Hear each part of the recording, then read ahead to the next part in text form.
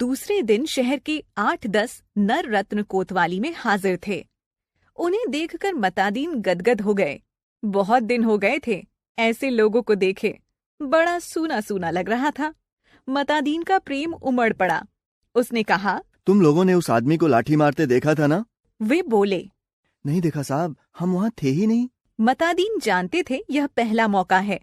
फिर उन्होंने कहा, वहाँ नहीं थे यह मैंने माना, पर लाठी मारते देखा तो था। उन लोगों को लगा कि यह पागल आदमी है, तभी ऐसी ऊट पटांग बात करता है। वे हंसने लगे। मतादीन ने कहा, हंसो मत, जवाब दो। वे बोले, जब थे ही नहीं तो कैसे देखा? मतादीन ने गुर्रा कर देखा और कहा, कैसे देखा तो बताता हूँ। तुम लोग जो काम करते हो सब इधर दर्ज है। हर एक को कम से कम 10 साल जेल में डाला जा सकता है। तुम ये काम आगे भी करना चाहते हो या जेल जाना चाहते हो? वे घबराकर बोले, साहब हम जेल नहीं जाना चाहते। मतादीन ने कहा, ठीक, तो तुमने उस आदमी को लाठी मारते देखा ना?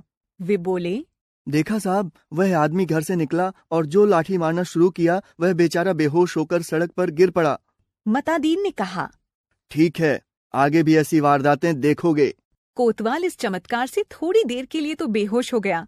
होश आया तो मतादीन के चरणों पर गिर पड़ा। मतादीन ने कहा, हटो, काम करने दो। कोतवाल पांव से लिपट गया। कहने लगा, मैं जीवन भर इन श्री चरणों में पड़ा रहना चाहता हूँ। मतादीन ने आगे की सारी कार्यप्रणाली तय कर दी। FIR बदलना, बीच में पन्ने डालना, रोज नामचा बदलना, गवाहों को तोड़ना, सब सिखा दिया। उस आदमी को 20 साल की सजा हो गई। चांद की पुलिस शिक्षित हो चुकी थी। धड़ाधड़ केस बनने लगे और सजा होने लगी। चांद की सरकार बहुत खुश थी। पुलिस की ऐसी मुस्तैदी भारत सरकार के सहयोग का नतीजा थी। चांद की संसद ने एक धन्यवाद का प्रस्ताव पास किया। एक दिन मतादीन जी का सार्वजनिक अभिनंदन किया गया। वे फूलों से लदी खुली जीप पर बैठे थे। आसपास जय जयकार करते हजारों लोग।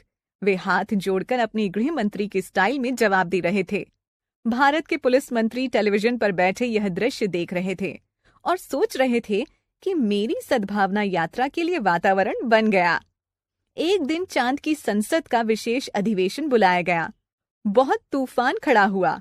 गुप्त अधिवेशन था, इसलिए रिपोर्ट प्रकाशित नहीं हुई, पर संसद की दीवारों से टकराकर कुछ शब्द बाहर आए।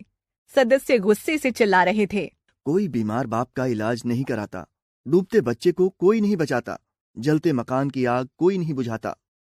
आदमी जानवर से बदतर हो गया, सरकार फौरन इस्तीफा दे। दूसरे दिन चांद के प्रधानमंत्री ने मतादीन को बुलाया। मतादीन ने देखा वे एकदम बूढ़े हो गए थे। लगा कई रातों से सोए नहीं हैं। रुआसे होकर प्रधानमंत्री ने कहा, मातादीन जी, हम आपके और भारत सरकार के बहुत आभारी हैं। अब कल आप अपने देश वापस चले जाइए। मतादीन ने कहा, मैं तो टर्म खत्म करके ही जाऊंगा। प्रधानमंत्री ने कहा, आप बाकी टर्म का वेतन ले जाइए, डबल ले जाइए, ट्रिपल ले जाइए। मतादीन ने कहा, हमारा सिद्धांत है, हमें पैसा नहीं, काम प्यारा है। आखिर चांद के प्रधानमंत्री ने भारत के प्रधानमंत्री को एक गुप्त पत्र लिखा। चौथे दिन मतादीन जी को वापस आने के लिए अपनी IG का ऑर्डर मिल गया। उन्होंने ACP साहब के घर के लिए एड़ी चमकाने का पत्थर यान में रखा और चांद से विदा हो गए। उन्हें जाते देख पुलिस वाले रो पड़े। बहुत अरसे तक यह रहस्य बना रहा था कि आखिर चांद में ऐसा क्या हो गया कि मतादीन को इस तरह एकदम लौटना पड़ा। चांद के प्रधानमंत्री ने भारत के प्रधानमंत्री को ऐसा क्या लिखा था? एक दिन वह पत्र खुल ही गया। उसमें लिखा था, इंस्पेक्टर मातादीन की सेवाएं हमें प्रदान करने के लिए अनेक धन्यवाद, पर अब आप उन्हें फौरन बुला लें। हम भारत को मित्र देश समझते थे, पर आपने हमारे साथ शत्रुवत व्यवहार किया गया है। हम भोले लोगों से विश्वासघात कराया है। आपके मातादीन जी ने हमारी पुलिस को जैसा कर दिया है, उसके नतीजे ये हुए हैं। कोई आदमी किसी मरते हुए आदमी के पास नहीं जाता, इस डर से कि वह कत्ल के मामले में फंसा दिया जाएगा। बेटा बीमार बाप की सेवा नहीं करता, वह डरता है बाप मर गया तो उस पर कहीं हत्या का आरोप न लगा दिया जाए। घर जलते रहते हैं और कोई बुझाने नहीं आता। व्यक्ति डरता है कि कहीं उस पर आग लगाने का जुर्म साबित न कर दिया जाए। बच्चे नदी में डूबते रहते हैं और कोई उन्हें नहीं बचाता, इस डर से कि उस पर बच्चे को डुबोने का आरोप न लग जाए। सारे मानवीय संबंध समाप्त हो रहे हैं। माता दीन जी ने हमारी आधी संस्कृति नष्ट कर दी है। अगर वे यहाँ रहे तो पूरी संस्कृति नष्ट कर देंगे। इन्हें तुरंत रामराज में बुला लिया जाए।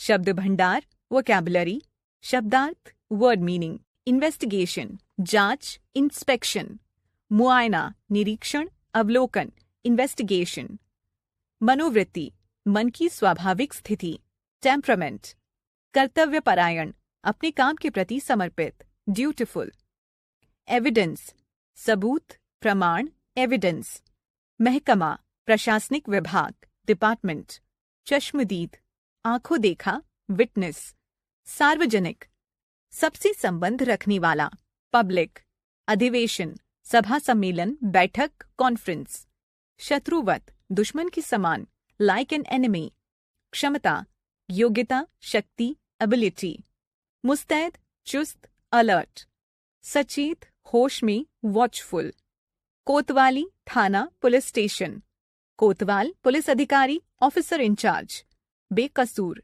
निरपराध, इनोसेंट, गदगद होना, अत्यधिक प्रसन्न होना, ओवरवेल्म्ड, अभिनंदन, स्वागत, वेलकम, विश्वासघात, विश्वास तोड़ना, ब्रीच ऑफ ट्रस्ट।